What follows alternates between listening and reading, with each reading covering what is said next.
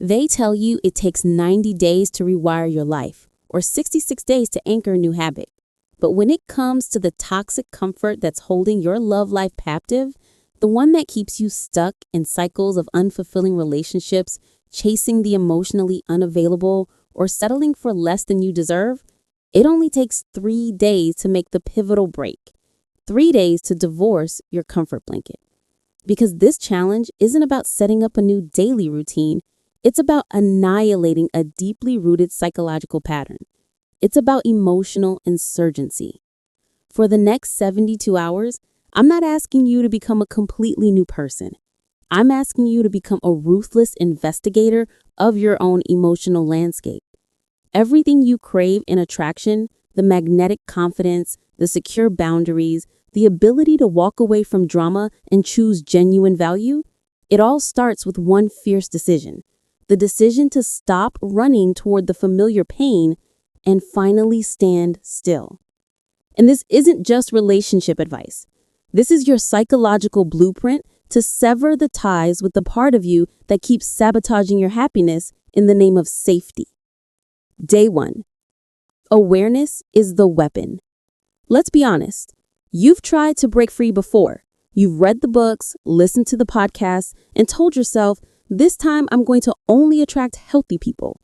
But a few weeks later, you find yourself compulsively checking their social media, tolerating mixed signals, or re-engaging with the person who clearly doesn't value you, wondering why nothing ever changes. That's not because you're weak or because you're addicted to drama. It's because your emotional brain, specifically your attachment system, is designed to prioritize familiarity over fulfillment. Your brain loves the comfort blanket. It doesn't care if you're stuck, chronically anxious, or wasting years on a dead-end dynamic. As long as the emotional texture is familiar, as long as it feels like the early childhood emotional environment that wired you, it feels safe. That's why choosing a genuinely stable, secure partner often feels so unnerving. Your brain sees stability as a threat to its established, safe chaos. But here is the truth you need to internalize. Discomfort isn't a sign to stop. It's a sign that your brain is finally starting to heal. It means you're creating a new, healthier blueprint. So for the first 24 hours, your sole mission is radical awareness. You are not allowed to change anything yet. You are only allowed to notice and record. Start paying hyper-focused attention to your self-sabotaging patterns in real time. When you feel the urge to text that person who only gives you crumbs, stop and notice the internal feeling. Is it anxiety? Is it a sudden fear of being alone? When a potential partner cancels on you last minute and your internal response is a subtle sinking feeling of, I must not be worthy, stop and label the thought. When you find yourself over-explaining or people-pleasing to someone who is clearly indifferent, stop and ask, who am I trying to earn love from right now? Every time you feel that pull back to the old, comfortable, painful pattern, gently remind yourself, this is just my old brain trying to protect me. This pattern feels familiar. Therefore, it feels safe, but it is not serving my future self. Awareness is the first line of defense, because the moment you see your own habits without judgment, you stop being a passenger in your own life. You step into the driver's seat. For this first day, don't strive for perfection. Just be present. Watch your habits like a detached, forensic observer. Notice what triggers your relational anxiety, what makes you chase, and what destroys your sense of self-worth. Write those things down with brutal honesty. Real relational change begins when you stop ignoring the truth about your own shadow dynamics. And when your mind whispers, this is too much work, remember, that's just your comfort blanket fighting for survival. It's asking, are you truly ready to change, or are you just inspired for the moment? By the end of day 1, you will feel a definitive resistance. That is your proof of progress. You have just identified the enemy. This is the hinge moment, the point where the majority of people retreat. The motivation from day one fades. The clarity of your awareness disappears behind a fog of emotional need, and your brain starts whispering, "It's okay, just go back to normal. That person might text. Maybe you misunderstood." This is the voice of your comfort blanket, and it's fighting with every psychological defense mechanism it has. It fears the unknown more than the known misery. But if you can push through these next 24 hours, you will step into a completely new level of relational strength.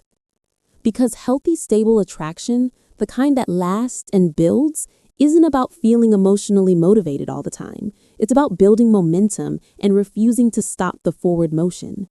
The comfort blanket is powered by emotional negotiation and cognitive dissonance. He's confusing, but he's busy. Or she's cold, but she's the one. Your liberation is powered by action without negotiation. Day 2, the 24-hour no-contact commitment. For this second day, your mission is simple but brutally difficult. Absolute, uncompromising detachment from the identified pattern. You spent yesterday identifying the triggers and the pain points. Today, you must build a psychological fortress around them. The comfort blanket thrives on intermittency, the occasional, random, positive reinforcement that keeps the hope and the anxiety alive. It's the cycle of the low-effort text, the breadcrumb of attention, or the subtle way you keep tabs on their life. To divorce the comfort blanket, you must cut off its oxygen supply. This means zero digital engagement, do not check their profile, mute or archive their chat, do not engage with any memory or fantasy of them. This isn't a petty game. This is limbic system hygiene. You are preventing the neural pathways associated with this toxic comfort from firing. Redirect the energy. The moment you feel the intense magnetic urge to reach out, to scroll, or to ruminate, that surge of anxious energy that demands release, you must immediately rechannel it into a constructive, self-focused action. That energy is not love. It is unmet need. Use it to do a 10-minute high-intensity workout, write down 3 specific goals for your career, or finally clean that messy drawer. You are teaching your brain that the high-energy state of anxiety can be immediately paired with self-validation and productivity rather than external seeking. The identity shift. Your mind is like a muscle. It grows when it meets resistance.